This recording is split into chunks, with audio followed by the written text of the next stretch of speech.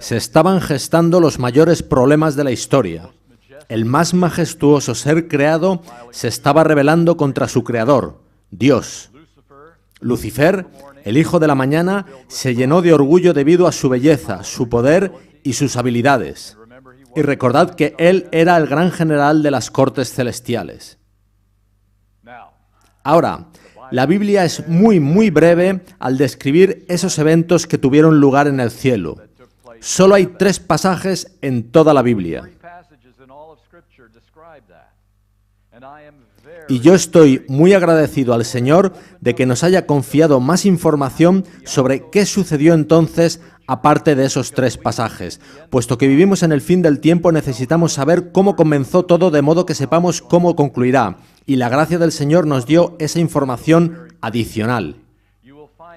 Podéis encontrar las referencias que voy a leer en la página 143 y sucesivas de Primeros Escritos y en la página 25 y sucesivas de Historia de la Redención. He aquí la primera. Pero cuando Dios dijo a su Hijo, hagamos al hombre a nuestra imagen, Satanás sintió celos de Jesús. Deseó que se le consultase acerca de la formación del hombre, y porque esto no se hizo, se llenó de envidia, celos y odio. Así que aprendemos 2 cosas ahí. Estaba celoso de Jesús, quería la posición de éste, pensaba que estaba a la par con Jesús en autoridad. Lo segundo es que lo que catalizó todo eso fue la creación de esta tierra. Los seres humanos en esta tierra fue lo que terminó de desatar la crisis. Para sofocar este golpe de Estado, el Padre organizó una asamblea con todos los seres angélicos y explicó lo que ellos necesitaban saber, así como lo que necesitamos saber nosotros, que el Hijo, Jesucristo, había estado con el Padre desde toda la eternidad y era igual a Él en omnipresencia, omnisciencia y autoridad. Lucifer escuchó y estuvo a punto de someterse a Cristo, pero el orgullo se lo impidió. Había ido demasiado lejos. Había dicho demasiado. ¿Cómo iba a retractarse ahora y reconocer su falta de entendimiento? Como quien ha sido agraviado, se refirió a la preferencia que Dios había manifestado hacia Jesús, postergándolo a él, y declaró que, de ser necesario, tomaría el trono de Cristo por la fuerza. Dadas las amenazas, los ángeles leales se apresuraron a ir a Cristo con ese mensaje. Encontraron al Padre en consulta con su amado Hijo para determinar los medios por los cuales, por el bien de los ángeles leales, pondrían fin para siempre a la autoridad que había asumido Satanás. El gran Dios podría haber expulsado inmediatamente del cielo a este archiengañador, pero ese no era su propósito. Daría a los rebeldes una justa oportunidad para que midieran su fuerza con su propio Hijo y sus ángeles leales. En esa batalla cada ángel elegiría su propio bando y lo pondría de manifiesto ante todos. Así que encontramos aquí, al principio de todo, el principio del libre albedrío, que todo ser elegiría por sí mismo quién decía la verdad. Se convocó a toda la hueste angélica para que compareciera ante el Padre, a fin de que cada caso quedase decidido. Satanás manifestó con osadía su descontento porque Cristo había sido preferido antes que él. Se puso de pie orgullosamente y sostuvo que debía ser igual a Dios y participar en los concilios con el Padre y comprender sus propósitos. Entonces Satanás señaló con regocijo a sus simpatizantes, que eran cerca de la mitad de los ángeles, y exclamó: «Ellos están conmigo. ¿Los expulsarás también y dejarás semejante vacío en el cielo?» Declaró entonces que estaba preparado para hacer frente a la autoridad de Cristo y defender su lugar en el cielo por la fuerza de su poder. Y llegamos finalmente al primero de los pasajes de la Biblia que describe esto. Id al capítulo 14 de Isaías, donde se vislumbran brevemente estos acontecimientos. Leeremos Isaías 14, 13 y 14. Dice así: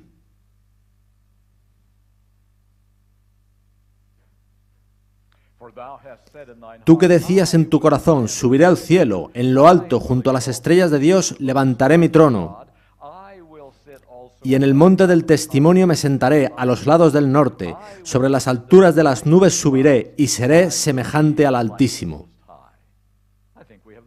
Ahí tenemos la escena, con todos esos verbos en primera persona, con el yo tomando prominencia.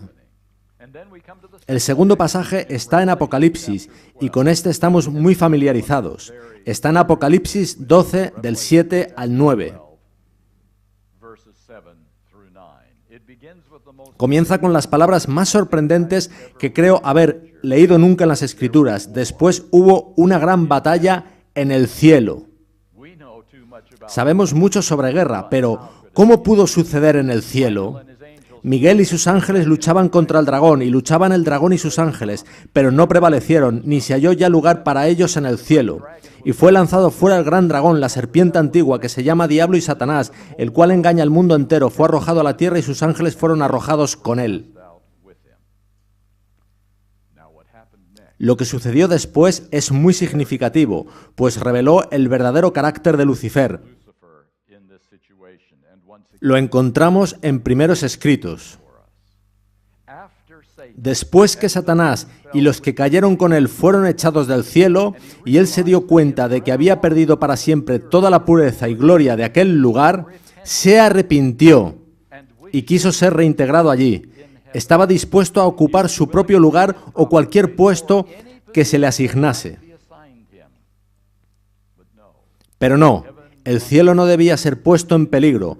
Todo el cielo podría contaminarse si se le recibía de vuelta, pues el pecado había comenzado con él y la semilla de la rebelión estaba en su fuero interno.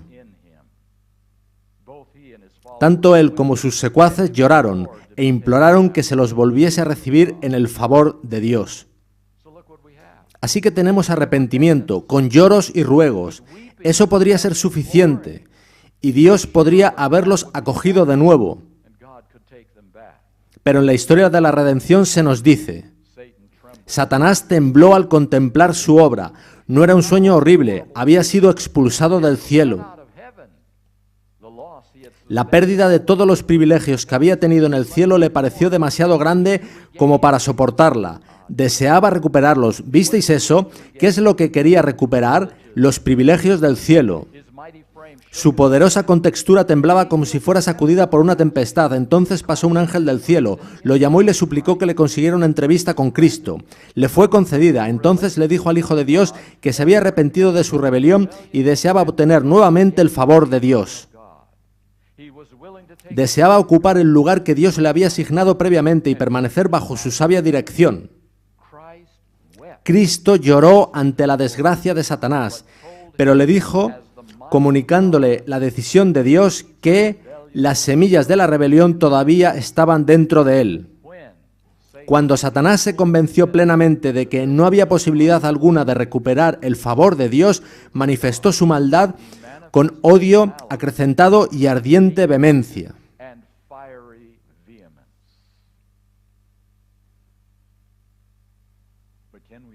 Podemos ver cómo incluso los ángeles en el cielo tenían interrogantes sobre cómo manejó Dios toda esta situación. Ellos oyeron el arrepentimiento, vieron los lloros y ruegos, y Dios dijo, no puedes volver. ¿Podéis ahora entender por qué durante 4000 años ni siquiera los ángeles comprendieron completamente hasta que la cruz de Jesucristo clarificó las cosas? Recordad que los ángeles no pueden leer la mente, pueden solo ver lo que nosotros vemos y oír lo que nosotros oímos. Amigos míos, tenemos aquí una lección. Hay una enorme diferencia entre arrepentimiento exterior, con lloros incluso, y sometimiento y fe de corazón de que Dios conoce mejor y nos sometemos a Él. La diferencia es enorme. Lo que Lucifer lamentaba era haber perdido sus privilegios, su posición y su futuro. Ahora, ¿por qué a continuación Lucifer puso su mirada sobre Adán y Eva y sobre este mundo? Él conocía a Dios. Leamos. Si de alguna manera podía inducir a desobedecer, Dios haría algo para perdonarlos. Entonces él y todos los ángeles caídos dispondrían de una buena oportunidad para compartir con ellos la misericordia de Dios. Él conocía la misericordia de Dios, sospechaba que Dios haría provisión de una vía de perdón para Adán y Eva. Y si Adán y Eva podían ser perdonados, él y sus seguidores podrían con seguridad ser perdonados también. Vemos el deseo de Satanás de retornar al cielo, y esa es una clave importante para comprender sus actividades hoy en día. Aún quiere volver al cielo, aún quiere retornar a donde estuvieron sus orígenes. Amigos, hay cosas que son más grandes que nuestra propia salvación. Hay asuntos en este gran conflicto que van mucho más allá de si vosotros o yo estaremos en el cielo. Tiene que haber un modo para zanjar las acusaciones hechas por Satanás. En la educación, página 190, leemos que el estudiante, espero que todos seamos estudiantes, tiene que adquirir el conocimiento de su gran tema central, refiriéndose a las Escrituras, del propósito original de Dios hacia el mundo, del comienzo del gran conflicto y de la obra de la redención. Ese es el gran tema central de las Escrituras. Sigue diciendo, necesita el estudiante comprender la naturaleza de los principios que luchan por la supremacía y aprender a rastrear su obra a través de las crónicas de la historia y la profecía, hasta la gran culminación.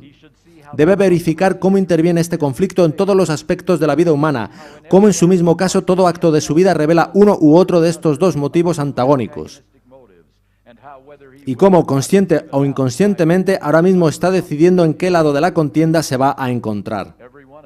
Cada uno de nosotros está tomando decisiones. ¿Estamos siguiendo los principios de Dios o los de Satanás? Así que Dios está bajo juicio. Es la realidad. Durante más de 6.000 años ha estado recibiendo acusaciones acerca de su carácter y su gobierno. Y los ángeles y resto de seres no caídos están observando cómo termina todo. Ellos, como nosotros, no conocen el futuro. ¿Qué fundamento será más fuerte, el del gobierno de Dios, el amor, o el del gobierno de Satanás, el egoísmo? ¿Cuál tendrá la última palabra? Veamos una versión de Romanos 3:4. Refiriéndose a Dios, dice, para que venzas cuando fueres juzgado. En Profetas y Reyes, página 588, leemos, Satanás tiene un conocimiento exacto de los pecados que por sus tentaciones ha hecho cometer a los hijos de Dios e insiste en sus acusaciones contra ellos. ¿Me desterrará Dios a mí y a mis ángeles de su presencia y sin embargo recompensará a los que fueron culpables de los mismos pecados? Tú no puedes hacer esto con justicia, oh Señor. La justicia exige que se pronuncie sentencia contra ellos. ¿Veis la complicación del asunto? Si Dios va a perdonarnos y llevarnos al cielo, ¿por qué no puede gozar Satanás del mismo privilegio? No hay fácil solución para esto, y esa es la razón por la que ha llevado 6.000 años resolverlo. En términos cósmicos, hay algo mucho más importante que vuestra salvación, la mía o la de cualquier otro en la tierra.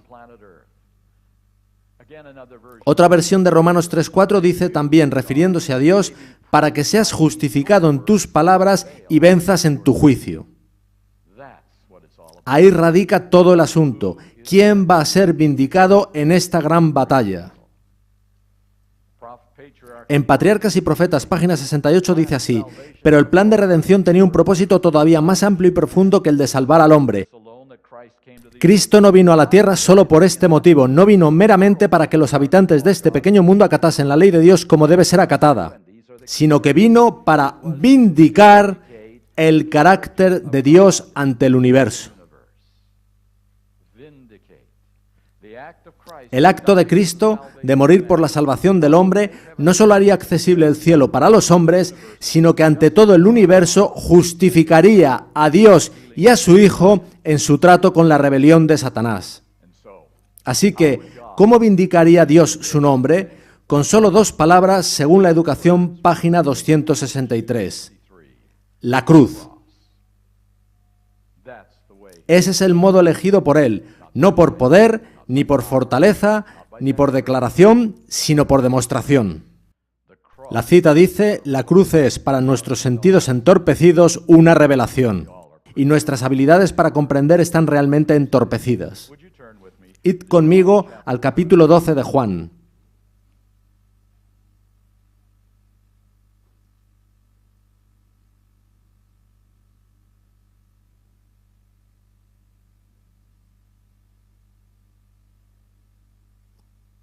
Leeremos Juan 12:31.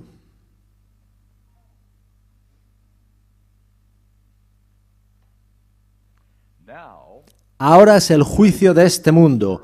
Ahora el príncipe de este mundo será echado fuera. Uno podría pensar que eso sucedió al principio, según leímos en Apocalipsis 12, pero no, aquello fue solo un exilio. Satanás deseaba volver. Pero ahora sí, el príncipe de este mundo sería echado fuera. ¿Cómo? Y yo, si fuere levantado de la tierra, a todos atraeré a mí mismo. A los hombres y también a todos los seres del universo. En ese momento Satanás perdería todo crédito. No solo sería exiliado, sino además desacreditado en las mentes de todos los seres celestiales que han contemplado el desenlace. Id conmigo al capítulo 10 de Lucas y al versículo 18.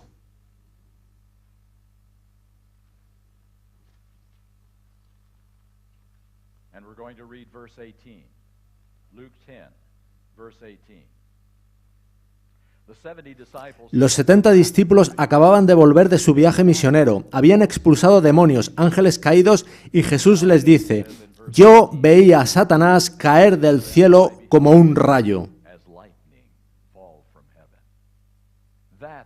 Ahí es donde los ángeles comprendieron claramente la diferencia entre Cristo y Satanás, entre amor y egoísmo, entre obediencia y rebelión. Esa es la verdadera caída.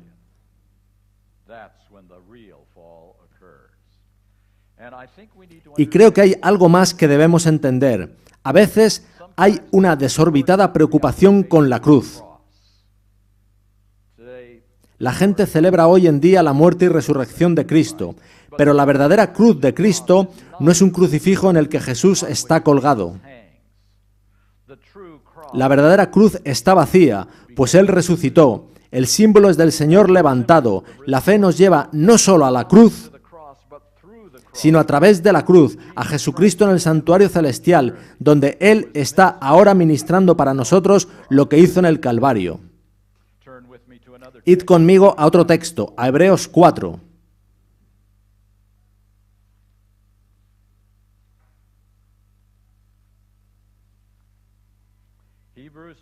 Leeremos el versículo 14. Dice así: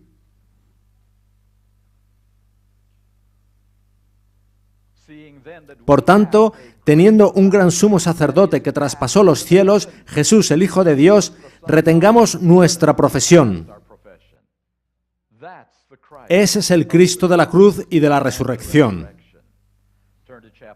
Id ahora al capítulo 12 y versículo 2. Hebreos 12:2 dice así: puestos los ojos en Jesús, el autor y consumador de la fe, el cual, por el gozo puesto delante de él, sufrió la cruz, menospreciando el oprobio, y se sentó a la diestra del trono de Dios. Cristo vive hoy y está allí. Son buenas nuevas. Es el Evangelio. Sin la resurrección, la cruz solo sería un martirio inútil. Aunque crucificando al Hijo de Dios, Satanás había firmado su sentencia de muerte y ahora, finalmente, los ángeles celestiales comprendían, se nos dice lo siguiente en El deseado de todas las gentes, página 761. Sin embargo, Satanás no fue destruido entonces. Los ángeles no comprendieron ni aun entonces todo lo que entrañaba la gran controversia. Comprendían algunas cosas, pero no todo estaba claro. Los principios que estaban en juego habían de ser revelados en mayor plenitud y por causa del hombre la existencia de Satanás debía continuar. Tanto el hombre como los ángeles debían ver el contraste entre el príncipe de la luz y el príncipe de las tinieblas. El hombre debía elegir a quién quería servir. Así que de nuevo el asunto es quién dice la verdad, Dios o Satanás. Nosotros, como los ángeles, estamos tomando partido en este gran conflicto. Y todo esto nos lleva a nuestro tiempo. Yo creo que si queremos poder ser sellados, hemos de hacer ajustes en nuestra actitud. En el Ministerio de Curación, página 476, dice: el Señor no tiene lugar en su obra para los que sienten mayor deseo de ganar la corona que de llevar la cruz. Necesita hombres que piensen más en cumplir su deber que en recibir la recompensa. Hombres más solícitos por los principios que por su propio progreso.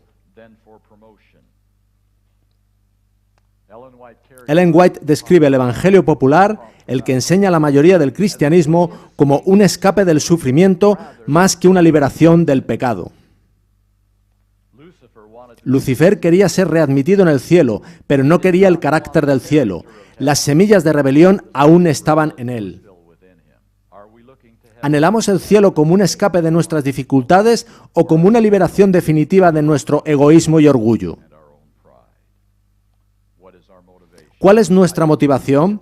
Yo creo que miramos la salvación mayormente para nuestra propia felicidad, para liberarnos del dolor de este mundo. Lo que necesitamos es ver el gran contexto de por qué y cómo va a ser el desenlace de la historia. ¿Sabéis que el gran conflicto entre Cristo y Satanás nos pone a todos los que vivimos hoy en el umbral de la historia humana, en el centro de la escena? Como testigos estelares de Dios para este tiempo, quien defenderá su justicia para darnos misericordia y una oportunidad para aprender y vivir como Cristo. Y hay una pregunta que podríamos plantearnos. Los habitantes del cielo, los cuales nunca han pecado, ¿no deberían tener la oportunidad de declarar si estarían cómodos teniéndonos de compañeros durante la eternidad? Pienso que sería una pregunta justa y yo creo que Dios va a darles la oportunidad de tomar esa decisión. La pregunta subyacente que Dios plantea ante todo el universo es la siguiente. ¿Hay poder suficiente en el Evangelio, en la gracia de Dios, para liberar y purificar a grupos de personas de toda injusticia? ¿Hay ese poder? Vayamos a otro texto, en el Antiguo Testamento, en Jeremías 50, donde hay una aseveración. ¿Se cumplirá alguna vez?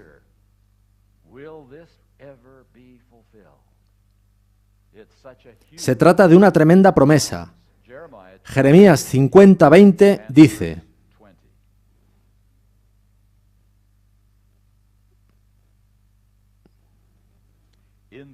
En aquellos días y en aquel tiempo, dice Jehová, la maldad de Israel será buscada. Satanás estará buscándola. Y no aparecerá. Y los pecados de Judá, y no se hallarán. ¿Se cumplirá esta profecía cuando Satanás esté buscando cualquier pecado que pueda encontrar en el remanente de Dios para desacreditar a éste y no lo encuentre? No habrá ninguno. ¡Qué promesa! ¿Se cumplirá alguna vez? Satanás dice que de ninguna manera. Dios dice, mira y ve. En la Educación, página 264, dice, para destruir el pecado y sus consecuencias, dio a su Hijo amado y nos permite que mediante la cooperación con Él terminemos con esta escena de miseria. ¿Nos damos cuenta de lo importante que somos en los planes de Dios? Él nos permite que mediante cooperación con Él abatamos finalmente a Satanás, que destruyamos su obra.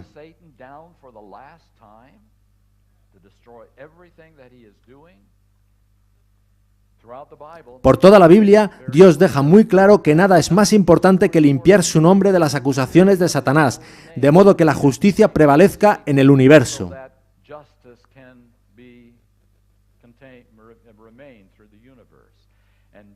Y en Apocalipsis 7, Dios nos dice algo muy importante. Jesús no volverá hasta que Dios tenga un pueblo que haya hecho de guardar el nombre de Dios el principio más importante de sus vidas, dando así honor a Dios. Vayamos a Apocalipsis 7, donde leeremos la misión encomendada a la Iglesia Adventista del Séptimo Día y qué debe suceder antes de la segunda venida de Jesús.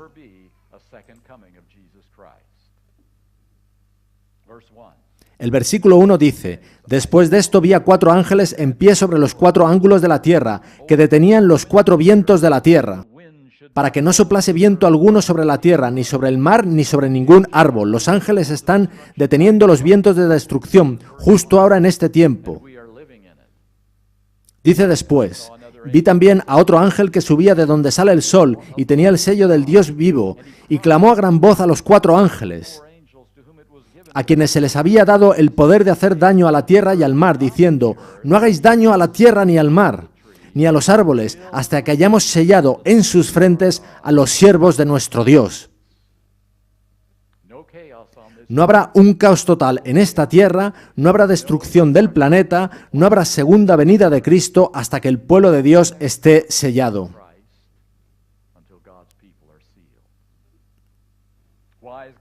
¿Por qué está Dios deteniendo los vientos de la destrucción? Porque el pueblo de Dios no está preparado. Dios está deteniendo el viento oriental de la locura humana, pues el pueblo de Dios no ha captado aún cuál es el propósito del Evangelio. Dios está deteniendo el viento occidental de la furia satánica hasta que el pueblo de Dios esté preparado para llevar a cabo su tarea definitiva. Los vientos son detenidos hasta que el pueblo de Dios esté preparado para ser sellado. Los vientos son detenidos hasta que el pueblo de Dios esté a plena disposición para ser utilizado.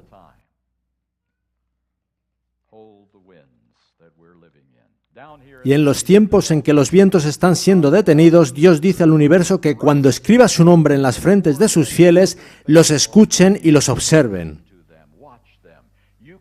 Dios dice a los mundos no caídos que será fiable lo que digan y que pone en ellos su sello de aprobación, pues su nombre en sus frentes representa su carácter. ¿Qué podría ser más maravilloso que nuestro Padre Celestial escriba su nombre en nuestras mentes, en nuestras frentes? Con esa firma, Dios estará diciendo que ahí hay un pueblo que ha permitido al Espíritu Santo hacer su obra, un pueblo que, de veras, refleja su gloria. Dios no será de nuevo avergonzado por ellos, por lo que dicen y hacen. Tienen su sello de aprobación. Así que, ¿qué es este sello que enoja tanto a Satanás? Fijaos en esta cita de Maranata, el Señor viene, página 200. Tan pronto como el pueblo de Dios sea sellado en su frente, no se trata de un sello o marca que se pueda ver, sino un afianzamiento en la verdad, tanto intelectual como espiritualmente, de modo que los sellados son inconmovibles. Tan pronto como sea sellado y preparado para el zarandeo, éste vendrá. Afianzados en la verdad, intelectualmente, impregnados de la verdad y espiritualmente, confiando en Dios y sometidos a Él continuamente.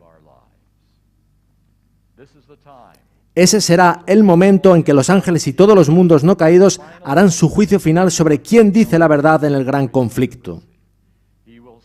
Dios sellará a su pueblo por medio del Evangelio de la gracia ilimitada, gracia que es suficientemente poderosa para vencer todas las tendencias al mal heredadas y cultivadas. Satanás sabe lo que está en juego, así que, para prevenir este sellamiento, él ofrece evangelios muy atractivos de su invención. Él dice: sí, exaltad la ley, levantad la ley, solo recordad que el guardarla está fuera del alcance de los seres humanos. Pero no os preocupéis por ello, no tenéis que guardar los mandamientos, puesto que Jesús ya lo hizo por vosotros. Suena bien. Veamos otra versión. No puedes guardar los mandamientos, pues naciste pecador, vives en carne de pecado, nunca satisfarás la ley. Pero no hay problema en tanto en cuanto pidas perdón por tus pecados. Eso es todo lo que Dios requiere. Dios mira el registro de Jesús en el juicio, no el tuyo. O también, no deberías tomarte tan en serio el guardar los mandamientos, pues te harás un legalista. Lo importante es que mantengas una relación con Jesús. Desde luego, en todos estos evangelios hay medias verdades. Los mejores argumentos de Satanás son las medias verdades, con una pequeña mentira incrustada. Cuando se nos dice que es imposible o innecesario el ser vencedores, deberíamos recordar que alguien llamado Satanás está redefiniendo el Evangelio y la gracia. Y Juan llama a este engaño el vino de Babilonia. ¿Cuánto hemos tomado de Babilonia? Satanás odia el Evangelio eterno, pues el propósito del Evangelio es reproducir el carácter de Jesús en pecadores, y cambia a esos pecadores. Eso le pone furioso. Le pone furioso cuando las personas adivinan las intenciones de sus falsos evangelios, los cuales son, por cierto, verdaderamente legalistas. Creer que se puede ser salvo por un ajuste legal en los libros del cielo, sin un cambio en el carácter, y llamar a eso justificación por la fe, es legalismo.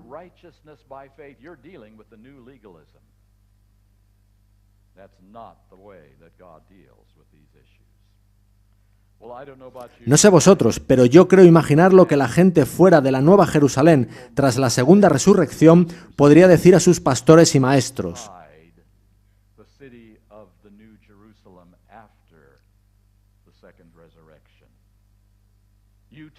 Me dijiste que la gracia cubría mis pecados y que el carácter no contaba. Me dijiste que la seguridad de mi salvación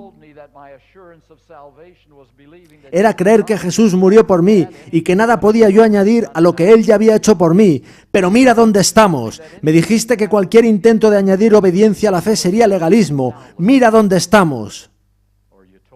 O me dijiste que Ellen White no tenía autoridad teológica y mira dónde estamos. Eso se dirá entonces a pastores y maestros. Así que, amigos, no nos desenfoquemos con evangelios que proceden directamente de Babilonia. No limitemos al Santo de Israel. Dad chance a Dios. La buena noticia es que el evangelio cambia a las personas, de modo que pueden ser selladas con la aprobación del Padre. La fe de Jesús es la misma fe que guardó a Jesús de pecar. Y todo el cielo está esperando el sellamiento de los que tengan esa fe antes de que soplen los vientos, antes de que este mundo se convierta en un manicomio. Estamos viviendo en ese tiempo. A veces nosotros no lo percibimos, pero Satanás sí sabe cuánto está en juego y él va a por todas. En la Spalding and Magan Collection, página 2, dice: mientras las plagas están cayendo, el chivo expiatorio es conducido a otra parte. Él hace un gran esfuerzo por escapar, pero está fuertemente sujetado por las manos que lo conducen. Si consiguiera escapar, Israel perdería sus vidas. Vi que llevaría tiempo conducir al chivo expiatorio a la tierra del olvido después de que los pecados fueran puestos sobre su cabeza. ¿Cómo puede escapar? ¿Cómo puede escapar de la mano que lo sujeta fuertemente? Dios ha dicho que tendrá un pueblo en el fin del tiempo en cuyas frentes pondrá su sello y nunca más, por la eternidad, se rebelarán. ¿Cómo puede escapar? Probando que Dios miente, incitándolos a rebelarse. Bastaría con una sola vez. Eso probaría que Dios no puede mantener sus promesas. Así es como Satanás tratará de escapar. Y fijaos que si él escapa, Israel, todo el pueblo de Dios, perderá sus vidas. No habría resurrección de los muertos, ni traslación de los vivos. Veamos el final de la historia. Cuando los impíos son resucitados, al ver la gran multitud de sus seguidores, Satanás dice: quizá pueda hacer ahora lo que no pude antes. Y en ese crítico momento, en lo alto, sobre la ciudad, aparece una vista panorámica. No sabemos cómo será, pero durará un rato. No creo que sea solo 2 minutos o media hora. Esa vista panorámica mostrará todo lo acontecido desde la rebelión de Lucifer en el cielo hasta el fin del tiempo, así como el papel desempeñado por cada uno de nosotros en esa gran historia. Eso tendrá un carácter demostrativo. Todos veremos cómo se ha comportado Dios con nosotros y cómo nos hemos comportado con Él. Lucifer y sus ángeles verán que Dios les dio toda oportunidad en el cielo antes de que fuese demasiado tarde. Pero eligieron voluntariamente por la rebelión y tuvieron que afrontar las consecuencias. Y sabéis, yo creo que al finalizar el milenio, ninguna persona, ni de dentro ni de fuera de la ciudad, elegiría cambiar de ubicación. Seguro que los de fuera querrían los privilegios de los de dentro, pero si estuvieran allí, la santidad de esa ciudad los hundiría completamente. El cielo sería un infierno para ellos. Nadie querrá cambiar de ubicación. Finalmente, Satanás se postrará y confesará la justicia de su sentencia. No había estado dispuesto a hacer eso hasta ese momento. A la vista de esta plena panorámica en el cielo, él es forzado a reconocer que Dios le ha dado toda ventaja. Dios le ha permitido tener a todos los sabios, los poderosos y los brillantes sobre la tierra, mientras que Jesucristo tuvo a los débiles, los indoctos y los pobres. Es así como dice 1 Corintios 1, 27 y 28. Sino que lo necio del mundo escogió Dios para avergonzar a los sabios, y lo débil del mundo escogió Dios para avergonzar a lo fuerte, y lo vil del mundo y lo menospreciado escogió Dios, y lo que no es, para deshacer lo que es. nos escogió a nosotros, los débiles y los indefensos. Satanás verá finalmente que su rebelión voluntaria le ha inhabilitado para el cielo. Y se cumplirá la promesa de Filipenses 2, para que en el nombre de Jesús se doble toda rodilla y toda lengua confiese que Jesucristo es el Señor. Ese ha sido el asunto desde el principio. ¿Es Jesucristo verdaderamente Señor? Durante más de 7.000 años, Satanás se había conectado a un sistema de soporte vital al cual no tenía derecho. Ahora, voluntariamente reconoce la justicia de Dios y éste es absuelto de todo cargo. En la fe por la cual vivo, página 71 dice: toda boca será cerrada y todas las huestes rebeldes quedarán mudas. Y su destrucción completa, que en un principio hubiese causado temor a los ángeles y deshonrado a Dios, demostrará entonces el amor de Dios y establecerá su gloria ante el universo. Y una vez más, ¿cómo se logrará todo esto? En el Deseado de todas las gentes, página 671, dice: el honor de Dios, el honor de Cristo están comprometidos en la perfección del carácter de su pueblo. Vosotros y yo, así se logrará, no hay otro modo. Leemos lo siguiente en el Signs of the Times del 25 de noviembre de 1897. El honor de Cristo debe ser vindicado completamente en la perfección de carácter de su pueblo elegido. Vuestro carácter es su gloria revelada en vosotros. Es así como todo concluirá. La perfección del carácter tiene que ver con la vindicación de Dios en el gran conflicto, no conmigo, con si voy o no al cielo.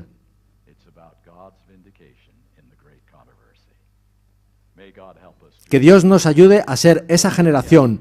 Concluiremos con uno de esos poderosos himnos escritos por Isaac Watts. Cuando escudriño esa maravillosa cruz en que murió el príncipe de gloria. Esa es la clave para la victoria que Dios va a tener. Es el número 154. Por favor, poneos de pie para cantar nuestro himno de cierre.